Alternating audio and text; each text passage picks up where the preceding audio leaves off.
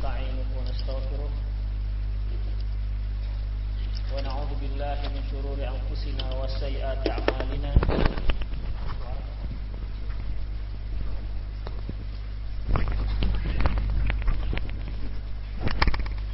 من يهده الله فهو المهتد ومن يضلل فلن تجد له وليا مرشدا أشهد أن لا إله إلا الله وحده لا شريك له وأشهد أن محمدا عبده ورسوله الذي لا نبي بعده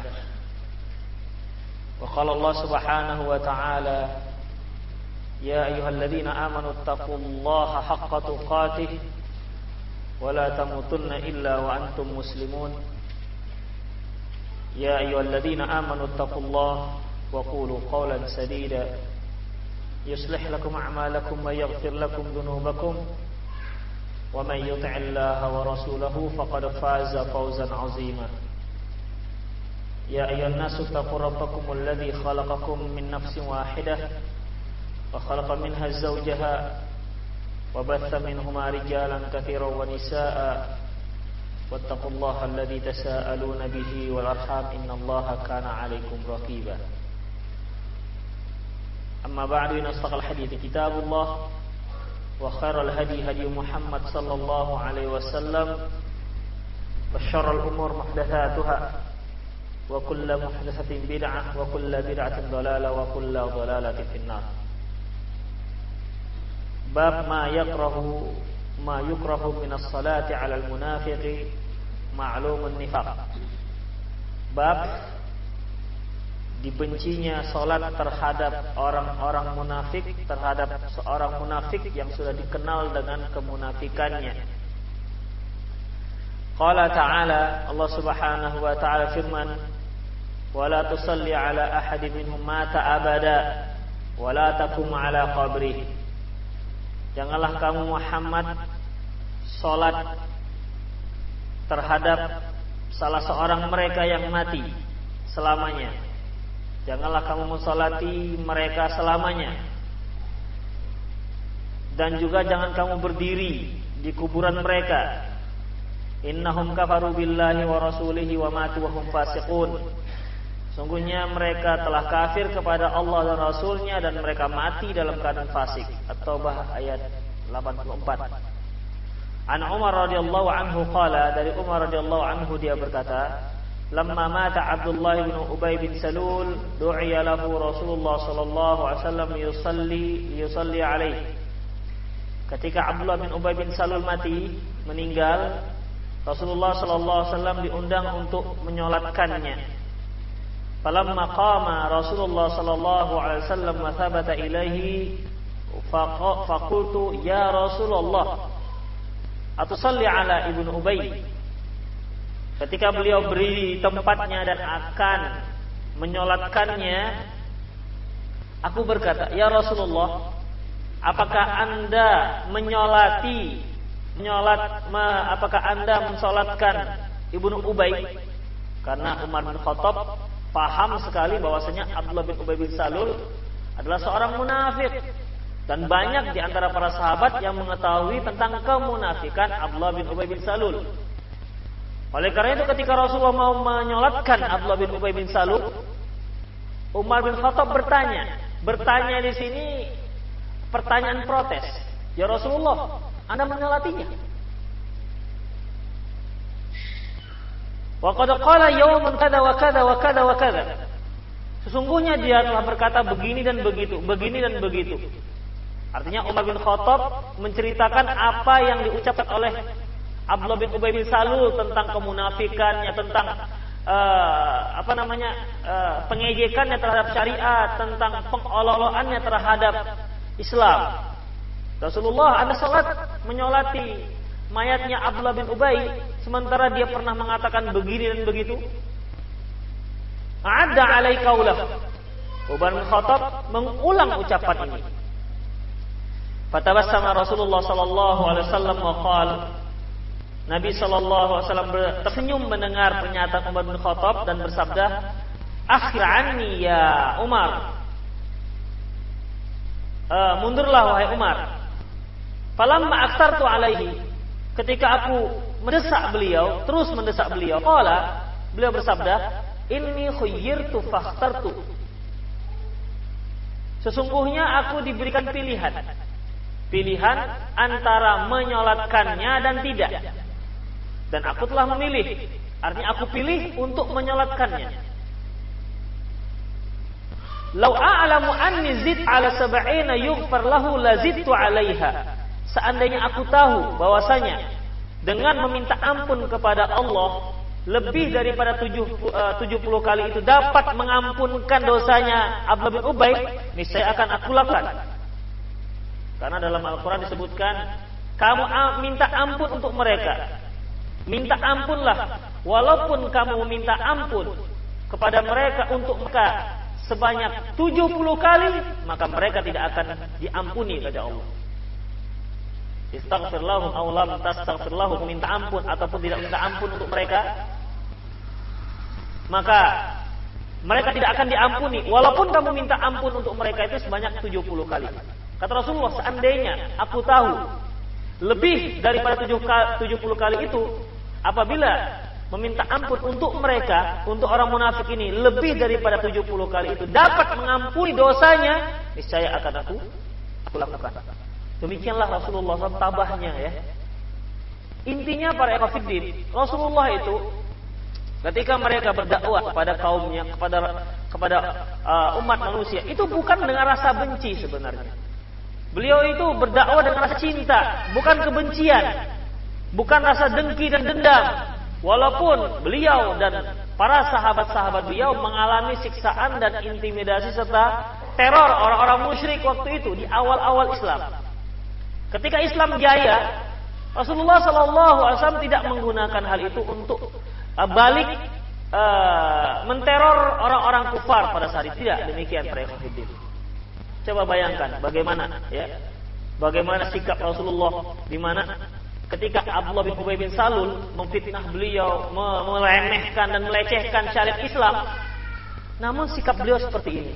Seandainya aku tahu lebih daripada 70 kali itu dapat ampuni dosanya, akan aku lakukan.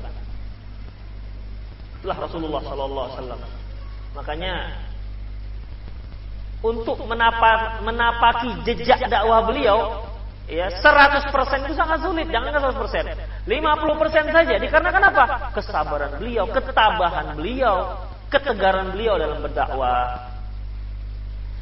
Kemudian qala fa shalla alaihi Rasulullah sallallahu, lantas Rasulullah pun menyolati dia. Tsumman sarafa, kemudian beliau pun pergi.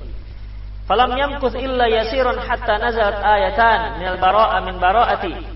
Tak lama kemudian turunlah 2 ayat surah At-Taubah, wala tusalli ala ahadin minhum mata abada ila qaulihi wa hum fasiqun.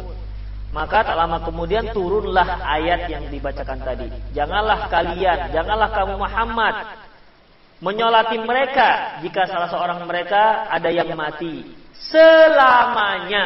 Nah ini. Jadi para ikhwatiddin azallahu iyyakum, pernyataan Umar bin Khattab kepada Rasulullah SAW ternyata mendapat dukungan dari Quran setelah itu. Berarti sebelumnya tidak ada larangan. Dan Rasulullah SAW tentunya tidak akan berani melakukan yang bertentangan dengan Al-Quran. Waktu itu belum turun. Ketika Umar bin Khattab protes, nggak ada larangan. Rasulullah menyebutkan khuyyirtu, aku diberi pilihan dan aku pilih. Rasulullah pilih yang terbaik. Coba. Padahal kalau nggak beliau sholatkan nggak ada masalah. Ada yang dipikirkan Rasulullah SAW waktu itu. Di antaranya itu para ikhwatiddin, Abdullah bin Ubay bin Salul ini kan zahirnya Islam. Ya, zahirnya itu Islam. Kalau seandainya beliau tidak menyolatkannya, atau kalau seandainya beliau membunuh Abdullah bin Ubay bin Salul, orang-orang akan berkomentar bahwasanya, wah, Muhammad ternyata membunuh sahnya sendiri. Ternyata Muhammad juga tidak mau menyolatkan sahabatnya sendiri. Inilah yang sebenarnya dipikirkan oleh Rasulullah SAW. Mudarat yang akan menimpa kaum muslimin. Ya. Secara zahir, karena pada umumnya manusia itu menilai secara zahir. Yang batin mereka nggak tahu. Ya, yang batin mereka nggak tahu. Oleh karena itu pun para ikhwatiddin, kita pun harus menjaga yang zahir, jangan sampai tingkah laku kita itu membuat orang lain berburuk sangka. Misalnya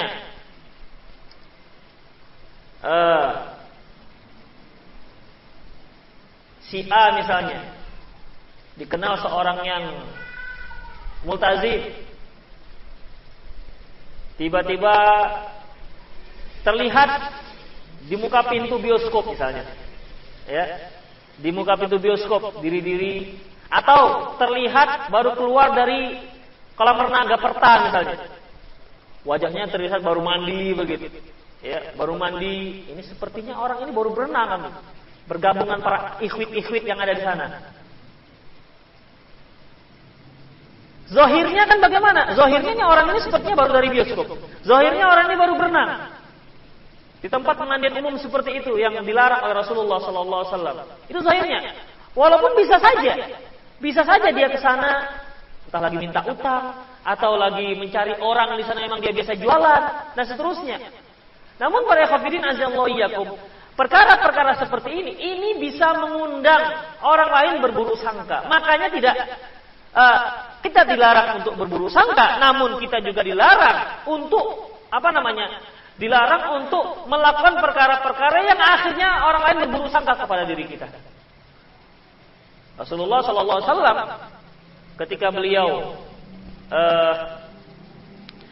ketika beliau dikunjungi oleh salah seorang istri beliau ketika beliau sedang iktikaf di masjid pada malam hari.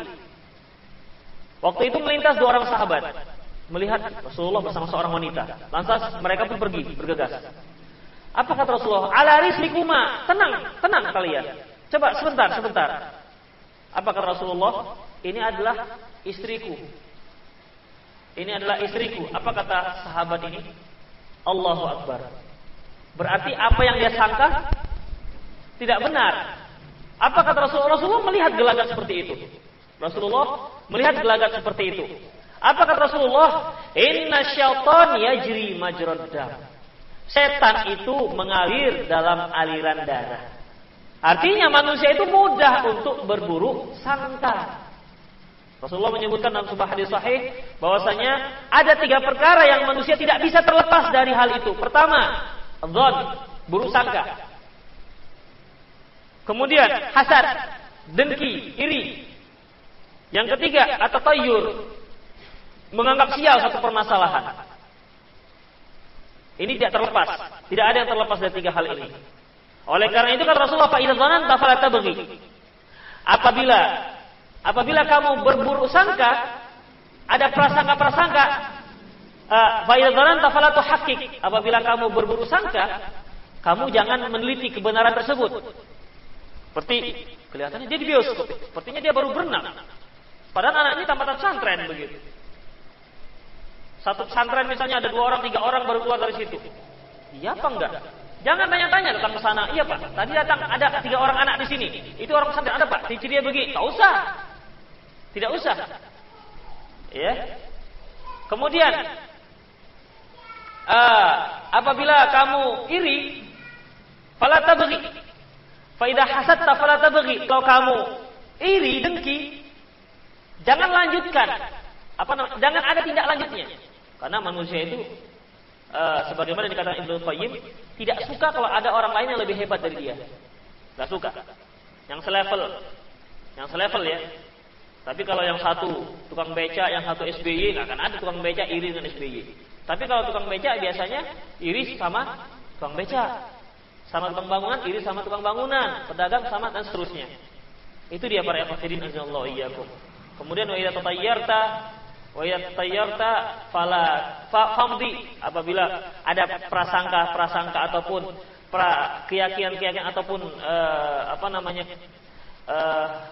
dugaan-dugaan tatayyur, maka lantak saja, artinya langgar saja.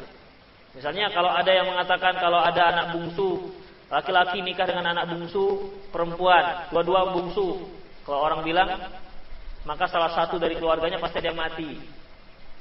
Ya, ini tahyulnya. Bagaimana? Kalau memang ada seperti itu, coba laksanakan. Bungsu, kita lakukan begitu. Jadi kita dilanggar supaya tidak untuk menghilangkan khurafat-khurafat seperti itu. Demikian para ikhwatiddin azallahu iyyakum. Jadi di sini Rasulullah SAW ya memang tidak mau melakukan hal itu, artinya tidak mau membunuh ataupun tetap mau menyolatkan dikarenakan khawatir ada dugaan-dugaan di luar. Demikian para ikhwatiddin. Lantas turunlah ayat ini. Qala fa'ajibtu ba'du min jur'ati ala Rasulillah sallallahu alaihi wasallam yauma idin. Aku merasa aneh dengan keberanianku terhadap Rasulullah pada waktu itu. Wallahu wa rasuluhu a'lam. Min fiqhil bab. Hadis diriwayatkan oleh Imam Bukhari. Di antara fikih bab yaitu tahrimus shalah 'alal kuffar wal munafiqin alladzina ulima nifaquhum bimujaharati wa ada'i sharih lidinillahi tabaraka ta'ala wa muharabati li awliyaihi. Diharamkan salat terhadap orang kafir dan orang munafik yang terang kemunafikannya, jelas kemunafikannya dan memusuhi dengan terang-terangan memusuhi agama Allah tabaraka taala dan wali-walinya.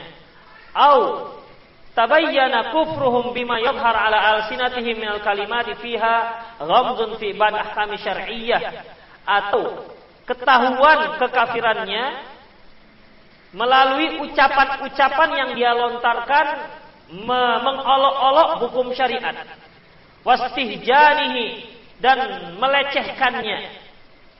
Misalnya ada orang yang melecehkan hukum syariat atau ada yang mengolok-olok, dari itu bisa disimpulkan orang sepertinya kafir misalnya.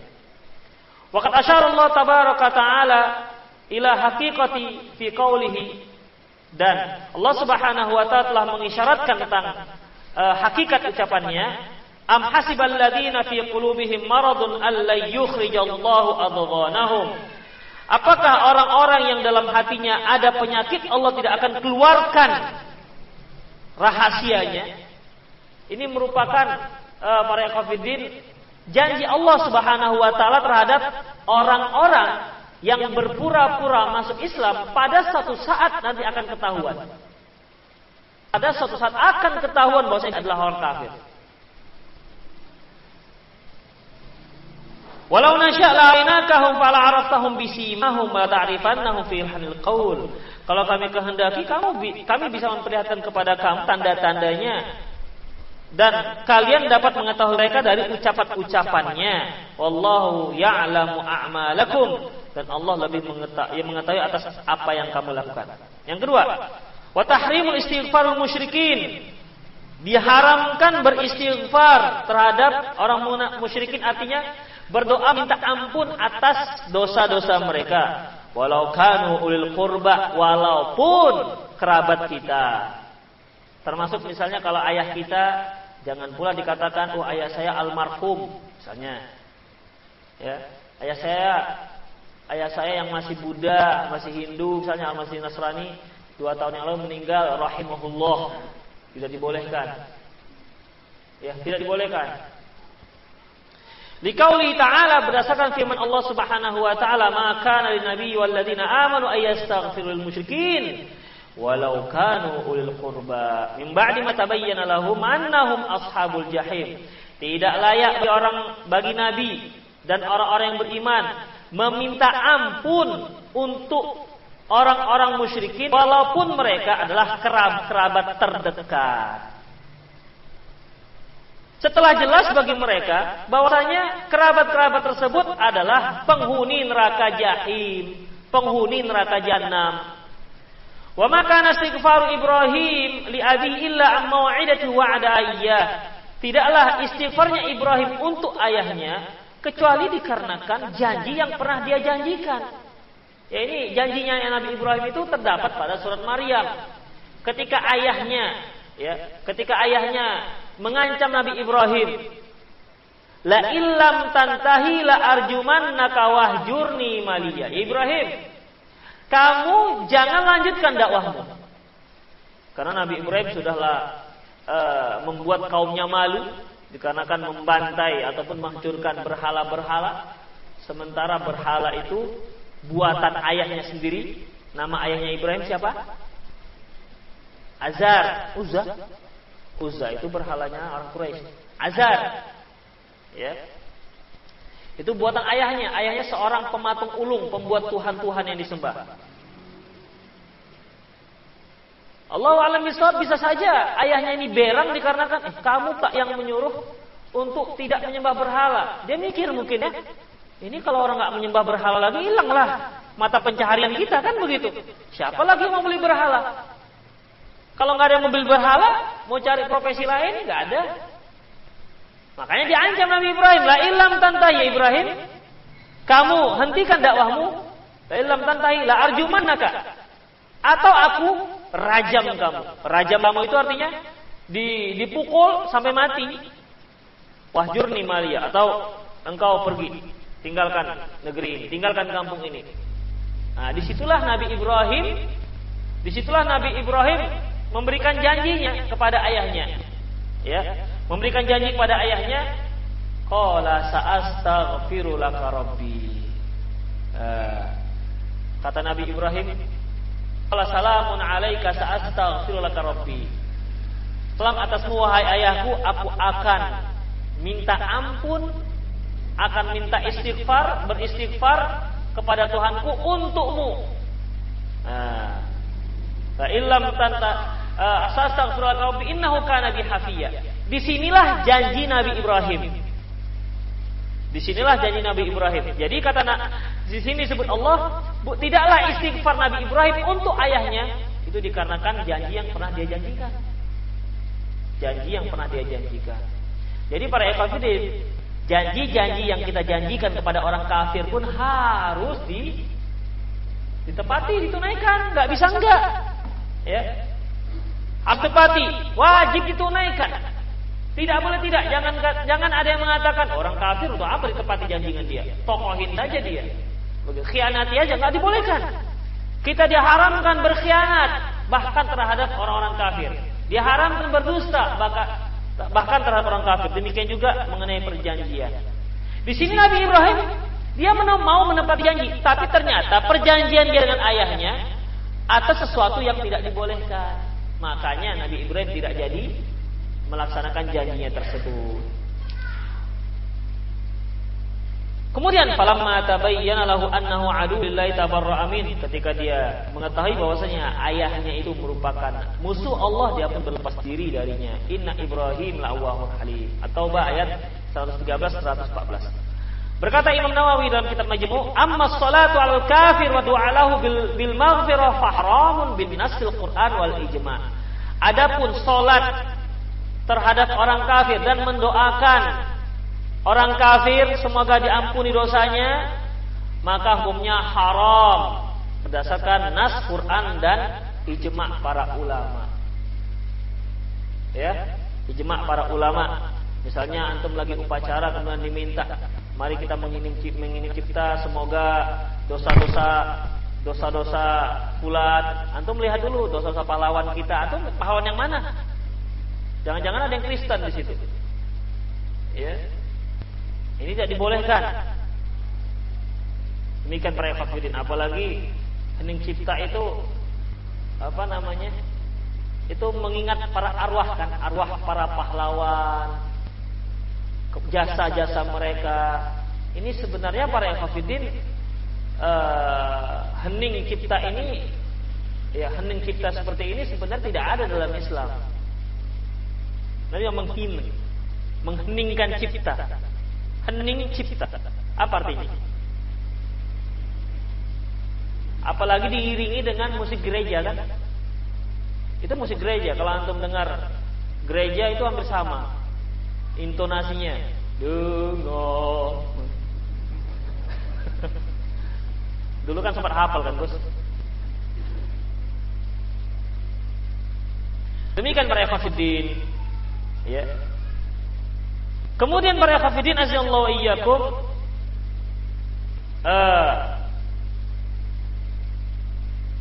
berkata Syekhuna, maksudnya Albani dalam kitab Ahkamul Janais, berkata guru kami Albani dalam kitab Ahkamul Janais, mu'alliqan ala kalam Nawawi rahimahullah sadiq, memberikan komentar atas ucapan Imam Nawawi, wa min dzalika ta'lam khata'u ba'dul muslimin al-yaum.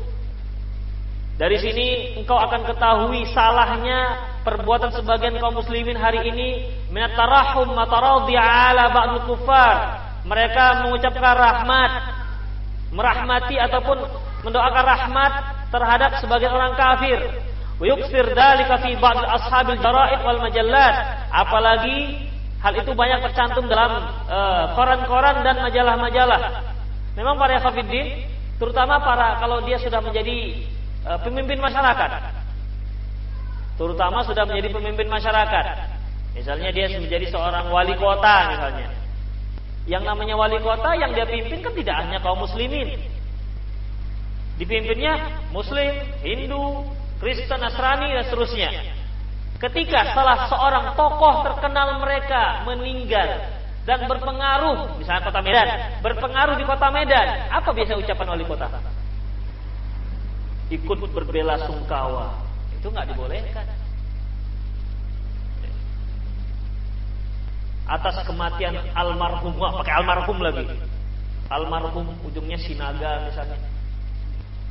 Seperti waktu Olo meninggal, Olo itu orang itu dari mulai bundaran Bukopin, kalau Jakarta bundaran HI, bundaran Bukopin sampai Taman Benteng. Ucapan cukup turut berbela sungkawa. Demikian para ikhwatiddin. Makanya antum kalau mau mencalonkan jadi wali kota, ingat-ingat ini. Bisa nggak nanti ini dilalui? Waqad sami'tu ahadu ru'asa'il Arab. Nah, ini juga masalah ini juga terlibat orang-orang para pemimpin Arab. Aku mendengar salah seorang pemimpin negara Arab, al-ma'rufin bitadayyun wa tarahum 'ala Stalin syuyu'i alladhi huwa wa madhhabuhu ashaddu wa aladdu a'da 'ala ad-din. Aku mendengar salah seorang pemimpin bangsa Arab yang ma'ruf, seorang yang memiliki agama yang kuat, di mana dia mengucapkan rahimahullah, tarahum, merasa mengasihani terhadap Stalin, komunis. Jadi turut berduka cita. Dia berduka cita atas kematian Stalin. Seharusnya kok berduka cita. Padahal Stalin ini mazhabnya dia, pemikiran dia jelas bertentangan dan jelas menentang agama Islam. Wa dzalika fi kalimati alqaha rais al-musyaru ilaihi bi munasabati wafatil madkur udhi'at di radio. Yaitu ini diketahui ketika dia memberikan dua patah katanya, memberi sambutan pada waktu wafatnya, pada hari wafatnya Stalin yang disiarkan di radio. Kan biasanya kalau para pemimpin ini untuk memperingatkan orang-orang populer yang top meninggal, ya, dia pun memberikan turut berbela sungkawa, turut berduka cita dan seterusnya. Wala ajaba min hadza faqad yakhfa alaihi mislu hadzal hukm walakin al-ajab min ba'd du'at al-islamin ay yaqa fi misli dzalika haitsu qala fi risalati lahu rahimallahu Bernard Shaw. Kalau dia pemimpin Arab itu tidak suatu hal yang tidak aneh karena mereka tidak mengetahui hukum Islam, hanya sekedar pemimpin. Namun yang paling aneh, lebih aneh lagi sebagian para juru dakwah, di mana dalam beberapa kesempatan mereka mengatakan rahimahullah Bernard Shaw. Bernard Shaw ini apa ya? PBB ya? PBB berarti apa? Pengarang. Bernard Shaw, anda pernah dengar ya? Saya sering dengar tuh, tapi termasuk orang populer juga pada tahun 80-an. Tapi jabatannya sebagai apa? Allahu a'lam bishawab. Bernard Shaw itu ma'ruf, namanya sangat populer. Nah, ketika Bernard Shaw meninggal, rahimahullah Bernard Shaw, orang Kristen, bukan orang Muslim. Fa akhbarani ba'du thiqat min ahadil masyayikh annahu kana yusalli 'ala man mata min al-ismailiyyin, min al-ismailiyah ma'i'tiqadi annahum ghairu muslimin. Bahkan sebagian orang-orang yang bisa aku percaya dari salah seorang masyayikh mengabarkan kepadaku di mana mereka menyolatkan orang-orang yang berpemahaman Ismailiyah. Padahal mereka meyakini yang bermazhab Ismailiyah ini bukanlah orang Muslim. Ismailiyah ini adalah para ikhwatiddin salah satu madhab daripada Syiah, di mana mereka tidak meyakini wajibnya sholat, tidak meyakini wajibnya haji. Ini Ismailiyah, salah satu daripada madhab orang Syiah. Mereka meyakini sholat nggak wajib, haji nggak wajib.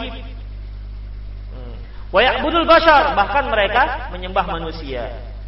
Ma'adzalika kana yusalli alaihim nifaqan wa mudahanatan lahum. Namun begitu pun mereka tetap menyolatkannya sebagai apa namanya? Mudahanah ini sebagai basa-basi. Ya. Oleh karena itu para ikhwatiddin, berapa banyak orang-orang yang melakukan perkara yang sebenarnya tidak sesuai dengan apa yang dia yakini, tapi dikarenakan basa-basi, terhadap orang lain, dikarenakan ya ada juga yang mengalasankan sebagai tenggang rasa ataupun toleransi sama beragama dan seterusnya. Ini sebenarnya tidak dibolehkan. Demikian para ikhwatiddin. Intinya tidak dibolehkan salat dan mendoakan orang kufar, itu intinya. Inti permasalahan ini. Walaupun orang yang paling dikagumi, kadang-kadang di kalangan kaum muslimin saking kagumnya, saking ngefans-nya dia dengan pelajaran fisika, maka dia sangat fans sekali dengan misalnya dengan yang di Amerika, yang rambutnya putih lurus, Einstein. Iya. Dengan Einstein, sudah Einstein dia Allah. Pokoknya kalau sudah Einstein ada di hadapan dia itu takjub terhadap Einstein itu melebihi takjub terhadap Rasulullah SAW. Demikian, ini tidak dibolehkan para ikhwatiddin. Bab selanjutnya, bab nahi anis salati ala janaiz bainal kubur. Tidak dibolehkan salat jenazah di antara dua kuburan. An Anas radhiyallahu anhu, dari Anas radhiyallahu anhu anna Nabi sallallahu alaihi wasallam naha ayusalliya al janaiz bainal kubur. Nabi SAW melarang salat jenazah di antara dua kubur. Di antara kuburan. Min fiqhil bab, di antara fikih bab, la yajuzu shalah ala janaiz bainal kubur, tidak boleh salat jenazah di antara kuburan. La yajuzu ittikhadhu qubur masajid, tidak boleh tidak boleh menjadikan kuburan sebagai masjid.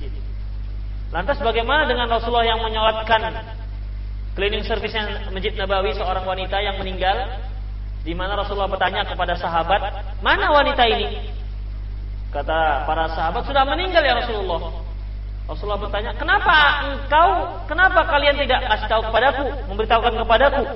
Lantas beliau berkata lagi, "Tunjukkan kepadaku di mana kuburannya. Tunjukkan kepadaku di mana kuburannya." Lantas Rasulullah pergi ke kuburannya dan melakukan sholat jenazah, dan diikuti oleh sahabat di belakang beliau. Nah, ini bagaimana?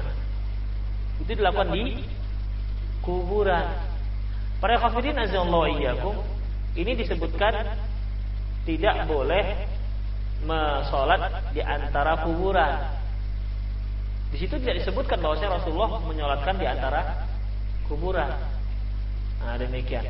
Dan Rasulullah Shallallahu Alaihi Wasallam juga sholatnya menghadap kiblat, bukan menghadap kuburan. Ya, bukan menghadap kuburan. Demikian para hafidin. Adapun sholat yang tidak dibolehkan dilakukan di kuburan adalah sholat selain sholat jenazah. Karena sholat jenazah itu tidak ada rukuk dan sujudnya. Adapun sholat yang lain tidak dibolehkan. Nah, demikian para hafidin azallahu iyyakum. Bab 201, bab nahi nisa an ittiba'il janaiz. Bab dilarangnya wanita mengikuti jenazah. Wanita tidak dibolehkan mengikuti jenazah. Hadis yang diriwayatkan oleh Imam Bukhari dan Muslim dari Ummi Atiyah radhiyallahu anha qalat, dia berkata, "Nuhina an ittiba'il janaiz wa lam yu'zam alaina." Kami dilarang mengikuti jenazah, namun larangan tersebut tidak keras. Dari hadis ini sepertinya Rasulullah tidak mengharamkan, tapi memakruhkan. Min fikih bab pertama wujub ittiba'il janaiz. Wajib hukumnya mengikuti jenazah. Walladzi huwa haqqul maitil muslim 'alal muslimin. Itu merupakan salah satu hak seorang mayit muslim terhadap kaum muslimin yang masih hidup. Innama huwa lirijali dunnan nisa.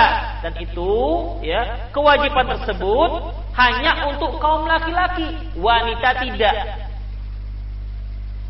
Linahin Rasulullah SAW lahunna anittiba'ihi, karena adanya larangan Rasulullah SAW terhadap hal itu terhadap kaum wanita. Jadi kaum wanita ketika ada di antara keluarganya yang meninggal, tak usah diikuti jenazahnya, biarkan saja. Ya, biarkan saja. Kalau kita lihat sebagian kaum muslimin banyak yang kerabat-kerabatnya malah sangat antusias mengikuti jenazahnya, bahkan mereka pula yang pertama berkeliling di kuburan itu sehingga kepayahan kaum laki-laki untuk memasukkan jenazahnya. Padahal hukumnya terlarang. An-nahyu lit-tanzih, larangan ini larangan tanzih, artinya makruh, tidak sampai pada haram. Yang ketiga, fa fi hadzal hadis min al-fawaid al-usuliyah ma ya'ti. Dari hadis ini terdapat faedah-faedah usul yang akan disebutkan. Pertama, an-nahyu minal syari' 'ala darajat. Yang pertama bahwasanya larangan dari syariat itu ada tingkatannya. Maksudnya para hafidin, ketika syariat melarang, itu larangan tidak memiliki satu hukum. Ya, tidak memiliki satu hukum. Ada yang haram dan ada yang makruh. Makruh tahrim tanzihi namanya. Jadi dia terlarang namun tidak sampai kepada haram, di mana kalau dilakukan berdosa. Di sini disebutkan Rasulullah melarang kami namun tidak ditekankan sekali. Artinya tidak diharamkan maksudnya. Kaidah yang kedua, al-aslu fin nahi tahrim. Pada dasarnya larangan itu adalah hukumnya haram. Semua yang tercantum dalam hadis dan yang tercantum dalam Al-Quran, jika terdapat larangan, janganlah kalian lakukan ini dan itu, jangan begini dan begitu. Pada asalnya hukumnya haram. Makanya pada dasarnya dalam hadis ini nuhina an ittiba'il janazah, kata Ummu Atiyah, kami dilarang mengikuti jenazah. Hanya sampai di sini. Kalau sampai di sini hadisnya, itu berarti kaum wanita haram mengikuti jenazah.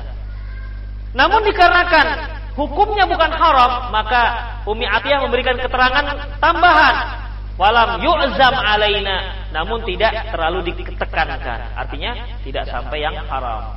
Dari sinilah dapat disimpulkan bahwasanya pada dasarnya larangan itu hukumnya haram, illa liqarinatin kama fi hadzal hadis, kecuali adanya qarinah yang menunjukkan bukan haram. Kami dilarang mengikuti jenazah, ini hukumnya haram. Tapi karena ada ujungnya, walam ya'zum alaina, tidak ditekankan, berarti tidak haram jadinya. Demikian para ikhwan. Bab selanjutnya, bab umur allati nuhiya anha fi ittiba'il janaiz. Bab perkara-perkara yang dilarang ketika mengikuti jenazah. An Abi Hurairah radhiyallahu anhu, dari Abi Hurairah radhiyallahu anhu, an Nabi sallallahu alaihi wasallam qala, dia bersabda, la tattabi'ul janazatu bis-sawi wal nar. Janganlah kalian mengikuti jenazah dengan suara-suara dan dengan api. Api ini maksudnya dengan dupa. Biasanya kan ada yang jenazah di kerenda itu diusung, kemudian ada dupa. Ada yang bakar dupa seperti kemenyan lah begitu. Nah, itu tidak dibolehkan. Bis-saut ini ya dengan suara-suara apa saja. Termasuk suara zikir. Berapa banyak sekarang karena populer mereka mengikuti sunnah yang ada di dalam televisi, maka mereka mengucapkan la ilaha illallah, la ilaha illallah. Ini mana ada sunnahnya? Termasuk suara-suara yang terlarang. Kemudian hadis yang diriwayatkan oleh Imam Abi Daud. An Abi Burdah, dari Abi Burdah, kalau dia berkata, Ausa Abu Musa radhiyallahu anhu hina hadara al-maut. Abu Musa radhiyallahu anhu berwasiat ketika dia dalam sakratul maut. Qala, dia berkata, idzan talaqtum bi janazati fa asri'u bil mashi. Apabila kalian membawa jenazahku, percepatlah kalian. Wala tattabi'uni bil majmari. Jangan kalian ikutkan aku jangan kalian iringi dengan dupa-dupaan. Karena dupa-dupaan itu yang biasa melakukan adalah orang-orang Hindu. Wala taj'alanna 'ala lahdi syai'an yahulu baini wa baina turab. Jangan kalian jadikan lahatku itu sehingga ada pembatas penghalang antara aku dan tanah. Jangan dilapisi lagi lahatku. Aku langsung dimasukkan dalam lahat tanpa ada lapisan sama sekali. Wala taj'alanna 'ala qabri bina. Janganlah kalian membangun kuburanku. Ini wasiat Abu Musa. Yang namanya membangun, setiap apakah dibangun berupa batu bata, keramik dan seterusnya, itu tidak dibolehkan. Jangan kalian bangun kuburanku. Wa ashadukum inni bari'un min kulli haliqatin wa saliqatin wa khariqatin. Saksikan bahwasanya aku berlepas diri dari siapa saja yang haliqah. Haliqah ini wanita yang mencukur rambutnya karena kematian kerabatnya. Wa saliqah, saliqah ini yang meratap. Wa khariqah, dan yang merobek-robek pakaiannya. Qalu sami'ta fi syai'an. Mereka yang ada di sekeliling Abu Musa bertanya, apakah pernah mendengar tentang larangan ini dari Rasulullah? Qala, Abu Musa berkata, na'am min Rasulullah sallallahu. Ya, aku mendengar dari Rasulullah sallallahu. Larangan yang berkaitan dengan mengikuti jenazah, dengan suara-suara dan dengan dupa-dupaan. Fikihnya yaitu la yajuzu ayattabi'al janazah bil bukhuril ladzi yudha' fil majamir. Tidak boleh mengiringkan jenazah dengan dupa-dupaan yang diletakkan di atas bara. Ya, kalau dupa itu kan ada baranya, diletakkanlah menyan dan seterusnya, itu tidak dibolehkan, diharamkan. Wa warada fi dzalika aidan atharu 'an salaf qauli Amr bin As 'inda Muslim. Dan larangan ini juga terdapat dalam ucapan Amr bin As yang diriwayatkan oleh Imam Muslim, fa idza ana mittu fala tusahibni nahiyah wala narun. Nahiyatun wala narun. Apabila aku nanti meninggal, jangan kalian iringi aku dengan ratapan-ratapan dan dengan api-apian. Wa qalu Abi Hurairah hina hadral maut. Demikian juga ucapan Abu Hurairah ketika dia sedang sekarat yang diriwayatkan oleh Imam Ahmad dalam sanad yang sahih, la tadribu alayya fistatan. Jangan kalian buat tenda untukku, dan juga jangan kalian ikuti jenazahku dengan dupa-dupaan. Jadi enggak boleh kita pakai tenda. Nah, gimana? Nggak boleh pakai tenda ketika ada yang kena musibah. Bukan tenda itu para ikhwafidin yang dimaksud. Bukan tenda itu. Ya. Tenda yang yang menaungi kuburan. Tapi kalau tenda itu, ini kalau sepintas kalau antum pahami, jangan kalian buat tenda ketika aku akan meninggal. Berarti nggak boleh buat tenda di depan rumah. Ya pada umumnya sekarang pakai tenda. Demikian. Kemudian yang kedua, yakrahu saut walau bizikr.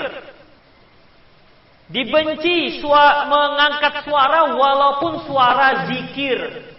Nah, ini juga harus dicamkan.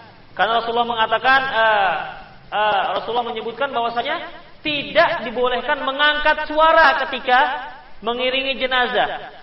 Di sini keterangannya tidak boleh mengangkat suara ketika mengiringi jenazah walaupun dengan zikir.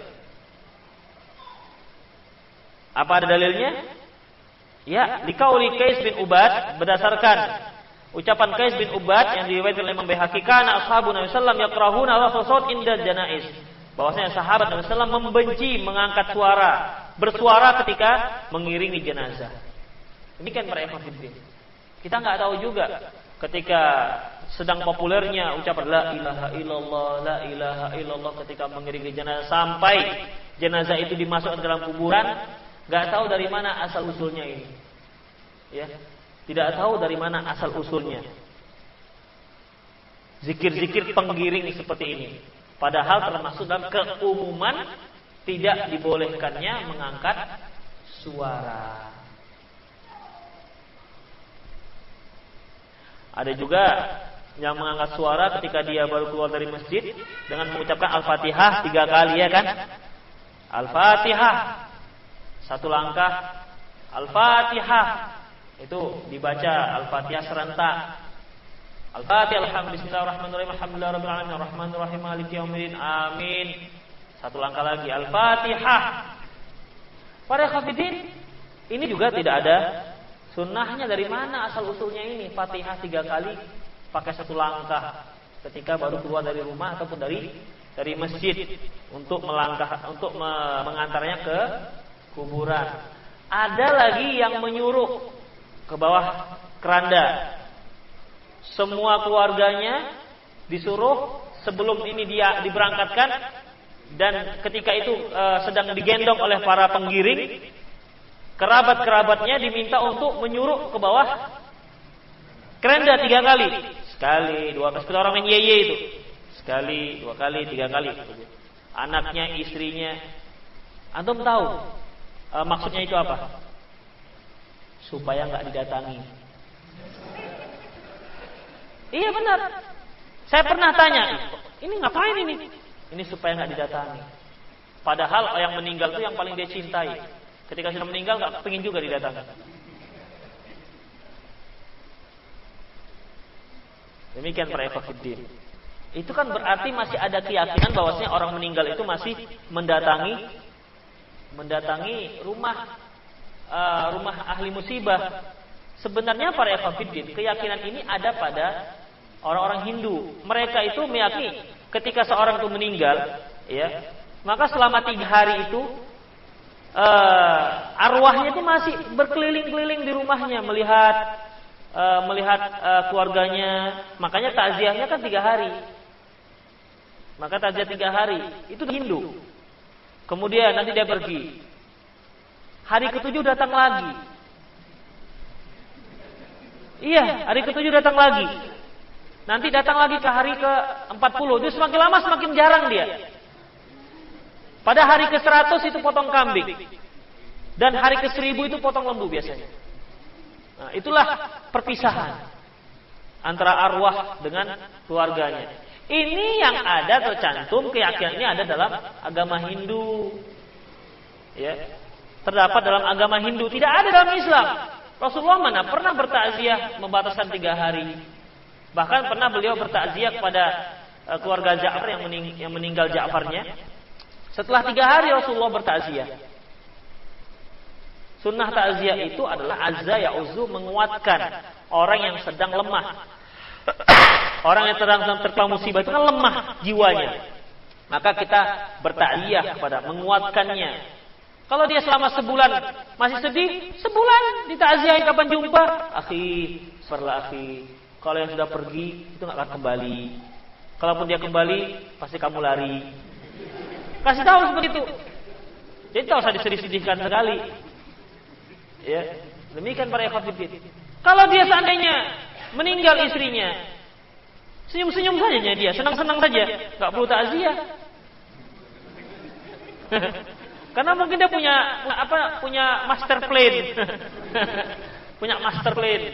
Meninggal istriku, udah ada backing di belakang. Udah ada yang membackup-nya. Gitu. Enggak usah takziah, nampak senang-senang saja, enggak sedih. Siapa yang sedih yang ditakziahi. Ini mau sedih enggak sedih, yang penting 3 hari.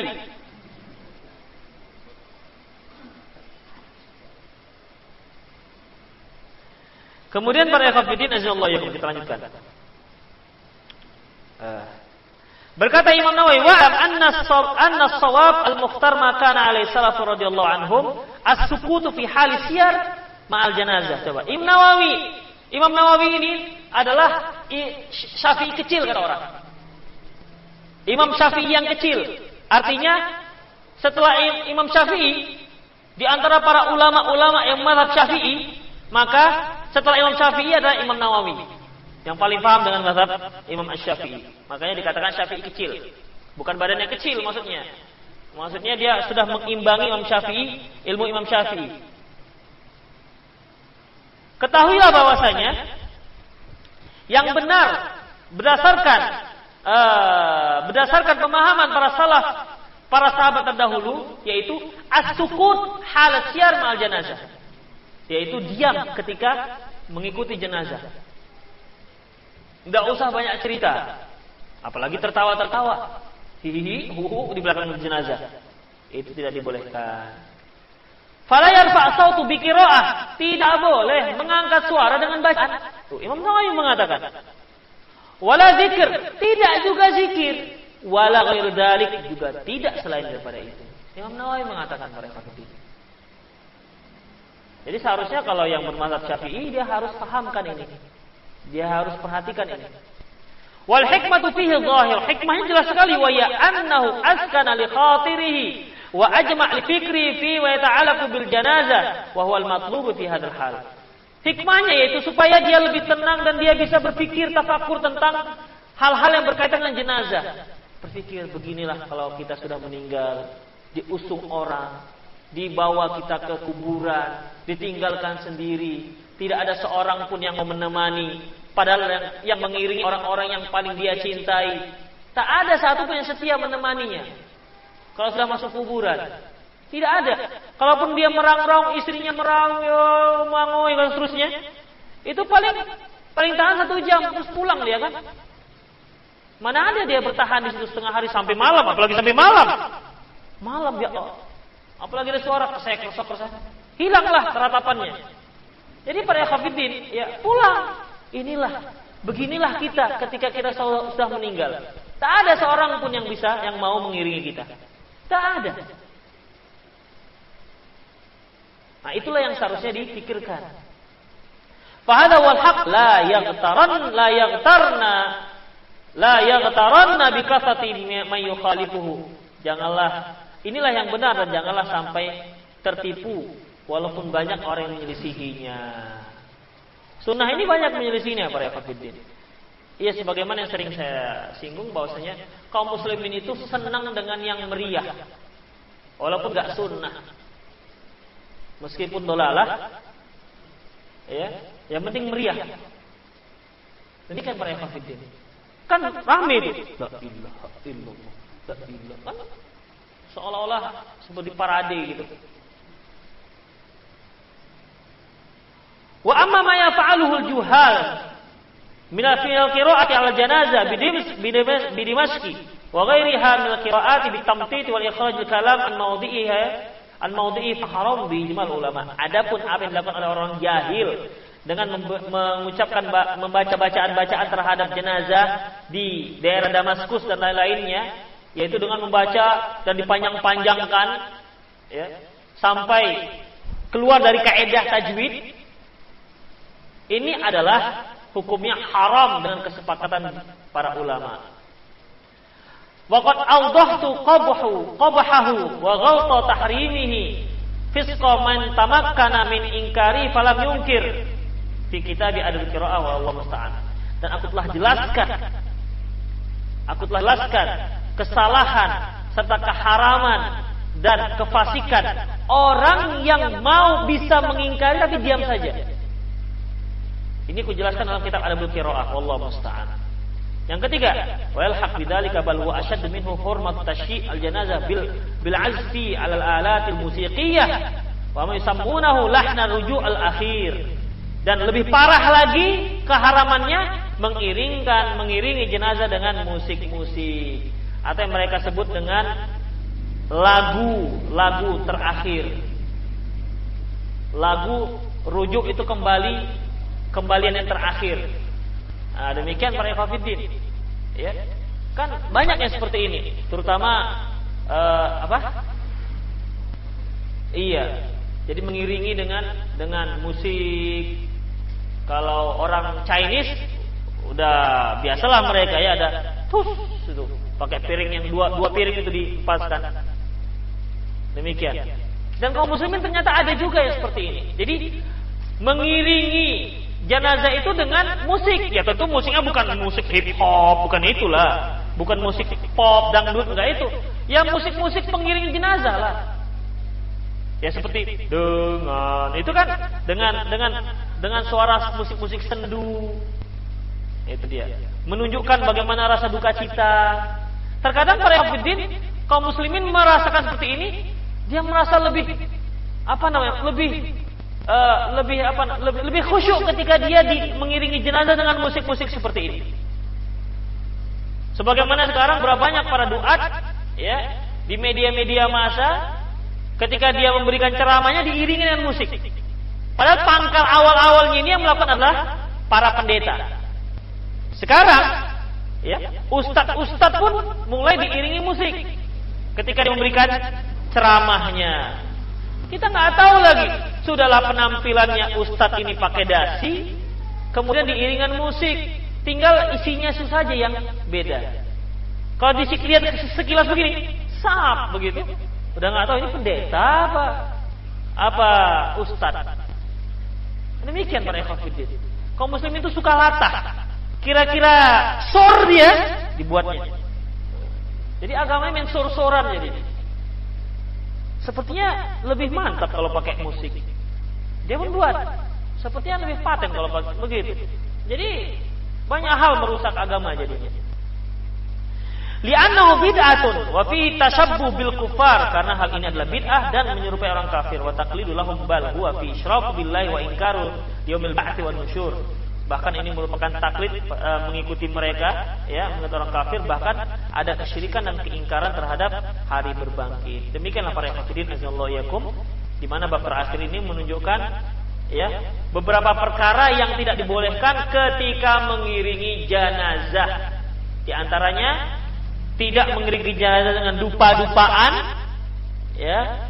Kemudian tidak mengiringi jenazah dengan suara-suaraan, apakah suara manusia, apakah suara ratapan, apakah suara zikir atau bacaan Quran.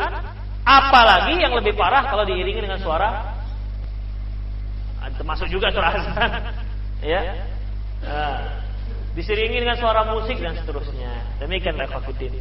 Kalau begitu Ustaz, sekali lah nggak meriah. Memang mau ngapain? Mengiringi jenazah masuk kuburan mau meriah?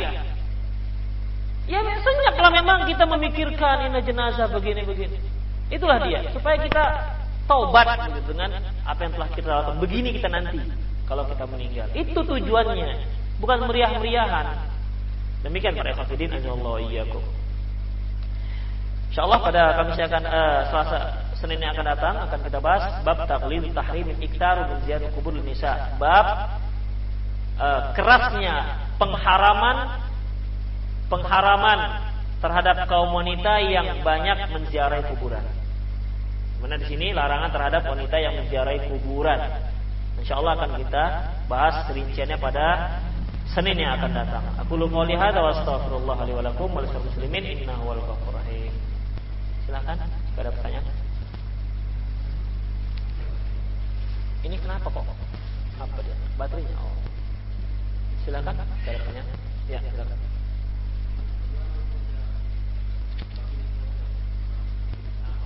Ya, nanti akan ada penjelasannya mengenai apa saja yang nggak boleh dilakukan berkaitan dengan kuburan. Ya, nanti akan dijelaskan. Ada bab khusus. Kalau tadi berkaitan dengan larangan yang berkaitan mengiringi jenazah, nanti akan ada larangan yang berkaitan dengan kuburan. Ya. Mengantarkan jenazah dengan kendaraan, para hafidin, ya, sunnahnya mengantarkan jenazah itu dengan dipanggul berjalan kaki. Itu sunnahnya. Namun jika tempatnya jauh, maka itu boleh dengan kendaraan. Mengapa tidak dibolehkan dengan kendaraan? Pertama, tasyabuh dengan orang kafir. Pada pangkalnya, pada asalnya, membawa jenazah dengan kendaraan itu adalah orang kafir yang melakukan. Makanya para hafidin, kaum muslimin itu untuk melaksanakan sunnah mengiringi jenazah, mengusung jenazah dengan berjalan kaki, ya. Ini kaitannya sunnahnya apa? Dengan mengadakan tempat-tempat pemakaman kaum muslimin di setiap desa. Kalau sampai adanya pelokalisasian pemakaman kaum muslimin jauh dari luar kota misalnya, maka hal ini berarti nggak bisa diusung. Nah demikian para ikhwatiddin, ya. Kemudian kalau dengan kendaraan banyak sunnah-sunnah yang tidak bisa dilaksanakan. Di antaranya apa? Sunnah mengikuti jenazah. Karena sunnah dalam mengikuti jenazah, mengiring jenazah, perginya dengan cara berjalan kaki. Rasulullah SAW mengikuti jenazah dengan berjalan kaki. Dan yang mengikuti jenazah itu di belakang, bukan di depan. Tidak ada yang di depan. Kalau sekarang ini kalau yang bersepeda motor depan dia kan, depan pakai bendera, nyetop-nyetop yang menghalangi kendaraan-kendaraan lain. Padahal yang dibawa jenazah kecilnya, kemudian orang yang mengirim paling 15 orang itu yang di stop semua satu jalan. Gak boleh orang lewat begitu. Padahal di samping masih bisa orang lewat. Kamu ngantar jenazah, kenapa lalu lintas yang di stop? Kadang-kadang sampai macet di belakang, kasihan. Ya. Nah ini juga harus diperhatikan. Kalau mau jalan silakan jalan, yang lain kan bisa di sebelah kanan bisa dipergunakan untuk kendaraan-kendaraan yang melintas. Ini enggak, harus berhenti. Yang di depan berhenti. Harus berhenti. Akhirnya macet. Gara-gara jenazah lewat. Ini salah para ikhwatiddin azallahu iyyakum. Ya. Salah itu kan jalan umum, bukan jalan jenazah sebenarnya. Jenazah jalannya enggak di jalan umum, pinggir-pinggir jalan. Demikian ya.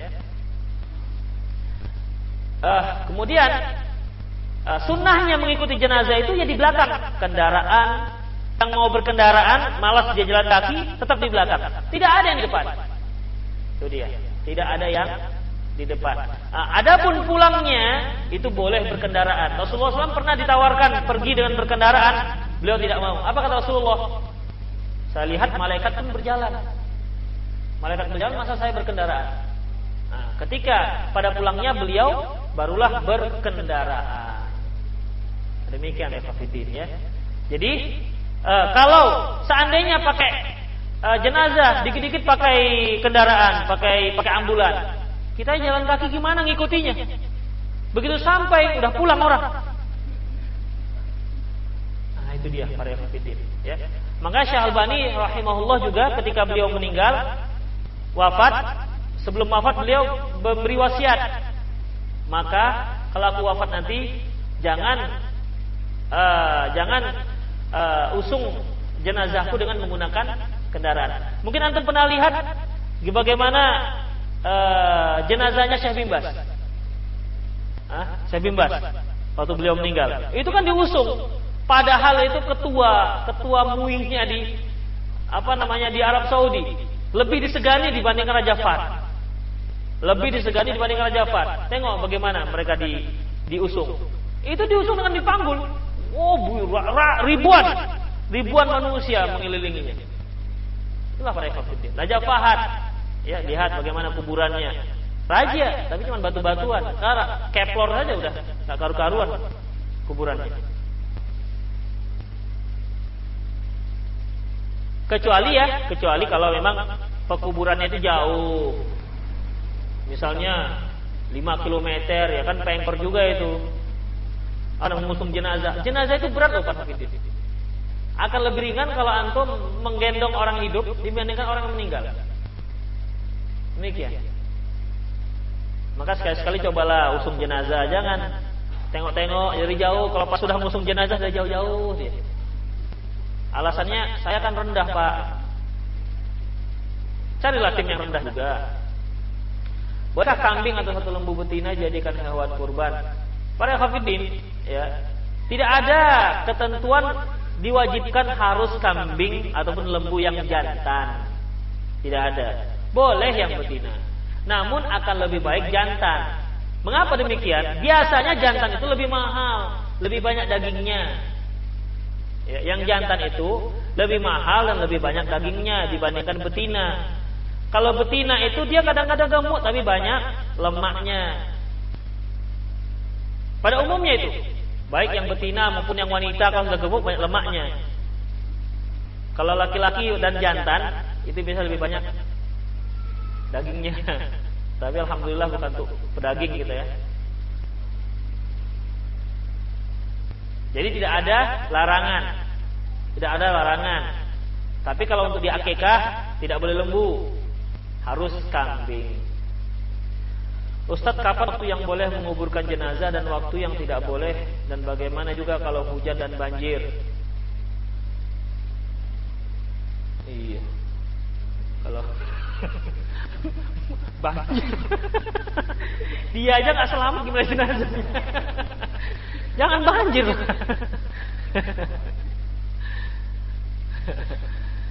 Ya kalau sempat banjir bandang, janganlah antum selamatkan jenazah dulu. Aduh, kasihan jenazahnya hanyut. Antum selamatkan dulu diri antum, jenazah belakangan saja. Iya, selamatkan yang hidup dulu, jangan yang sudah mati. Hah? Ya daripada antum yang hanyut, mendingan mayat yang hanyut. Menyelamatkan mayat yang hanyut, udah jelas mati. Nanti menyelamatkan kita, nanti mati ikutnya. Yang hanyut biarkanlah hanyut, yang sudah mati. Yang hidup baru diselamatkan. Kalau banjir. Ya kalau hujan, para ikhwatiddin, tentunya ini berkaitan dengan bisa apa tidak dikebumikan. Itu aja kaitannya. Kalau memang masih bisa, nggak ada masalah, dipercepat. Tapi kalau memang hujan sangat lebat misalnya, diiringan petir, begitu antum keluar disambar petir jenazahnya atau antumnya, udah, oh ini orangnya banyak dosa ini, disambar petir. Kadang-kadang kan gitu sekarang. Pokoknya kalau sudah ada hal-hal yang aneh dengan jenazah, ini durhaka ini jenazahnya. Rahasia ilahi, kalau dulu kan rahasia ilahi, digigit rahasia ilahi. Saking seringnya rahasia ilahi itu diputar-putar, akhirnya orang nggak percaya lagi. Alah, ini rekayasa. Nggak yakin lagi orang dengan cerita-cerita seperti itu. Nah, demikian ya. Mana tadi banjir tadi? Mana dia? Ya. Mengkebumikan jenazah. Mengkebumikan jenazah itu malam juga dibolehkan. Adapun larangan tidak dibolehkan mengebumikan jenazah, menyelenggarakan jenazah pada malam hari, itu dikarenakan Rasulullah melihat sempurnanya dalam mengkafankannya. Tapi kalau memang sempurna, nggak ada masalah. Jadi kalau hujan dan banjir, ya nengok banjir-banjirnya. Kalau banjir-banjir bandang, antum selamatkan diri antum sendiri. Tapi kalau banjir-banjirnya sedikit, tidak hujan gerimis, laksanakan saja semampunya.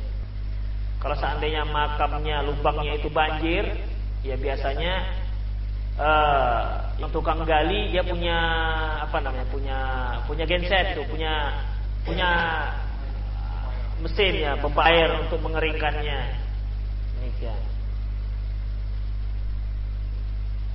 Pak Ustadz, bolehkah mengikuti melayat? Pak Ustadz, bolehkah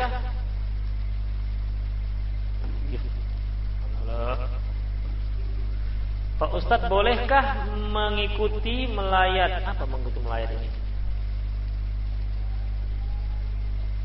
Mengikuti melayat dari meninggal. Aduh, nggak ngerti saya. Coba kalimatnya agak diperbaiki sedikit, biar mudah bacanya. Ini tulisannya diperbaiki sedikit, biar mudah bacanya. Apakah ada? Duh, antum coba jangan pakai bahasa Arab ya nulisnya. Ini seperti ada ro-nya, ada ba-nya, tapi bahasa Indonesia. Apakah ada waktu tertentu untuk menyemen?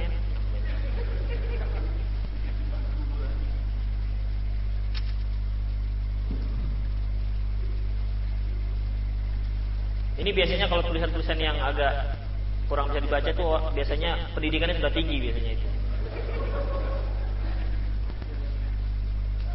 Ustaz, apakah seorang anak boleh berkorban untuk dirinya sendiri sementara dia belum berumah tangga? Boleh, para hafidin. Enggak ada masalah. Pada dasarnya ya, pada dasarnya seseorang itu boleh melakukan ibadah apapun untuk dirinya sendiri. Bahkan anak yang belum balik pun boleh. dan sah ibadahnya walaupun dia belum baligh.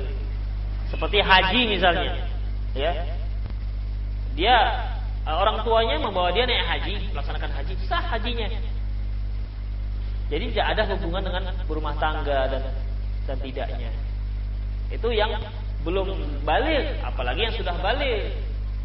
Ya, apalagi yang sudah baligh. Jadi kalau dia memang dia mampu berkorban untuk dirinya sendiri, bagus. Enggak ada masalah, tidak ada larangan. Bahkan satu perbuatan yang baik. Hasifah. Ustaz, bagaimana cara ziarah kubur yang di dalamnya ada kuburan orang kafir? Cara ziarah kubur yang di dalamnya ada kuburan orang kafir.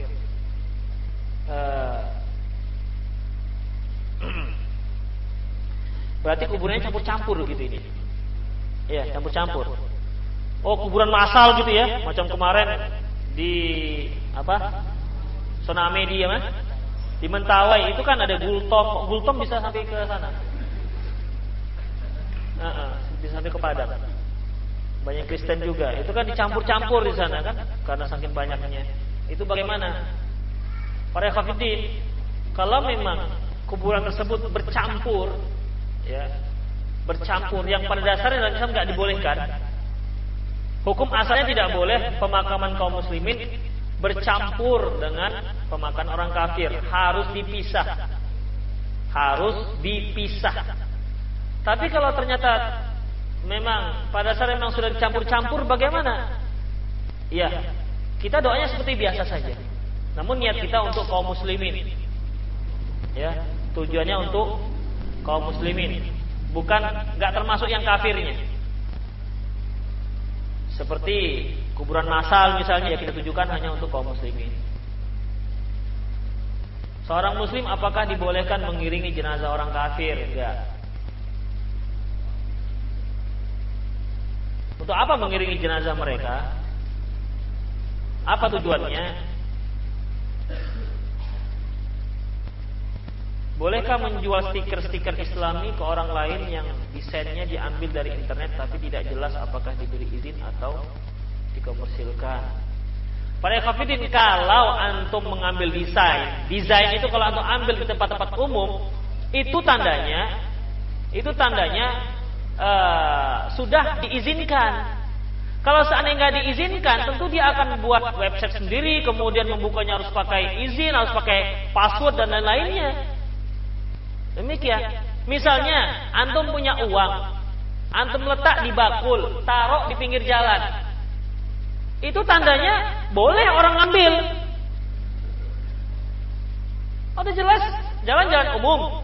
Atau antum punya misalnya mie misalnya, atau makanan misalnya, antum memang sengaja letak di pinggir jalan, kemudian letak dihidangkan di situ, itu artinya untuk umum. Demikian juga kalau antum punya suatu kreasi, karya seterusnya, tidak untuk umum, tentu akan tidak antum letakkan di tempat umum. Ya, tidak antum letakkan di tempat umum.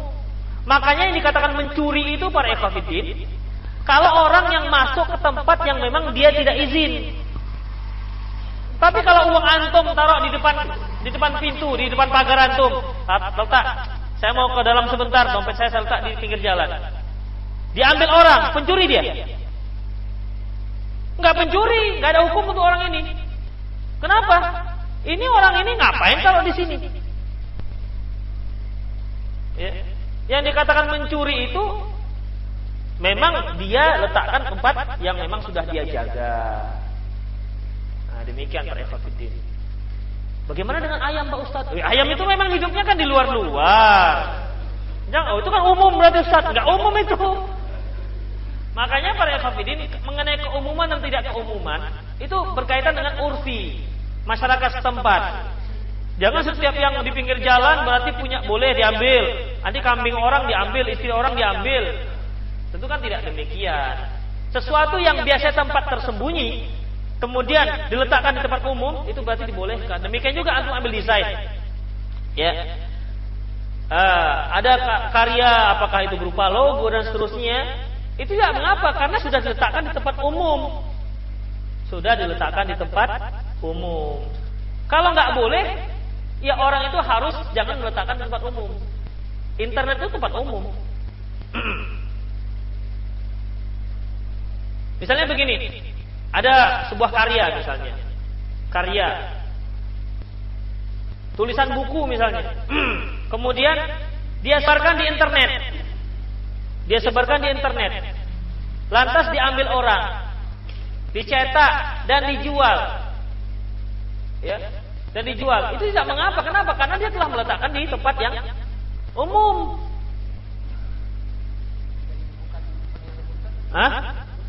Kecuali kalau ada diumumkan, tidak boleh mengcopy dan mencetak kecuali seizin, itu lain lagi ceritanya. Tapi kalau nggak ada seperti itu,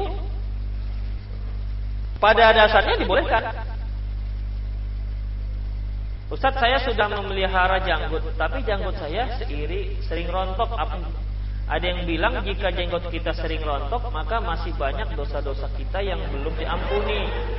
Apakah perkataan ini benar? Iya.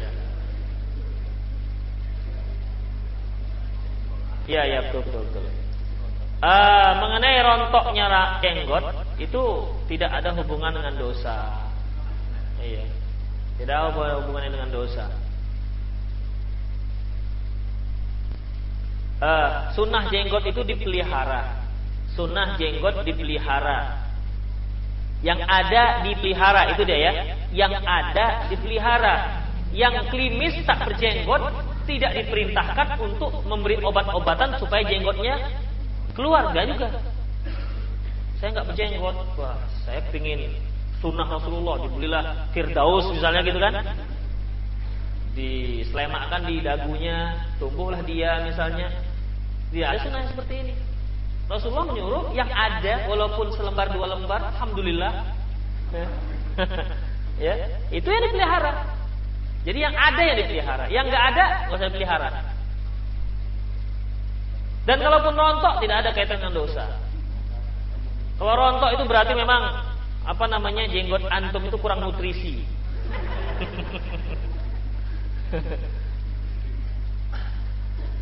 Pak Ustadz, bolehkah ikut melayat pada keluarga non muslim hari-hari berduka cita, berduka hari-hari duka dong, atau mengikuti acara pemakaman sampai selesai? Ya, tersebut orang tua sendiri, orang Tionghoa. Iya. Para khafidin, mengenai duka cita nggak dibolehkan. Takziah juga nggak dibolehkan. Bertakziah. Namun ada dalam sebuah hadis di mana Ali bin Abi Thalib berkata kepada Rasulullah, "Ya Rasulullah, wahai Rasulullah, paman Anda sudah meninggal." Maksudnya paman Anda itu ayahnya Ali bin Abi Thalib. Ali bin Abi Thalib berkata kepada Rasulullah, "Ya Rasulullah, paman Anda sudah meninggal. Paman Anda yang sesat itu sudah meninggal." Kemudian kelanjutan hadisnya. Nah, nantilah kita sebutkan, nanti ngarang-ngarang hadis dulu. Insyaallah pada Selasa depan kita lihat lagi hadisnya. Ustaz, bolehkah kita beristighfar mohon ampun atas dosa-dosa kita ketika kajian berlangsung? Gimana caranya? Ketika saya menyaksikan kajian antum astagfirullah, maksudnya ngejek ustaz atau gimana ini astagfirullah? Ya coba antum lihat, kalau antum lihat orang, astagfirullah. Marah orang itu kalau antum begitu kan? Iya, lihat wajah orang astagfirullah kan. Memang kenapa dengan wajah saya asli astagfirullah kan?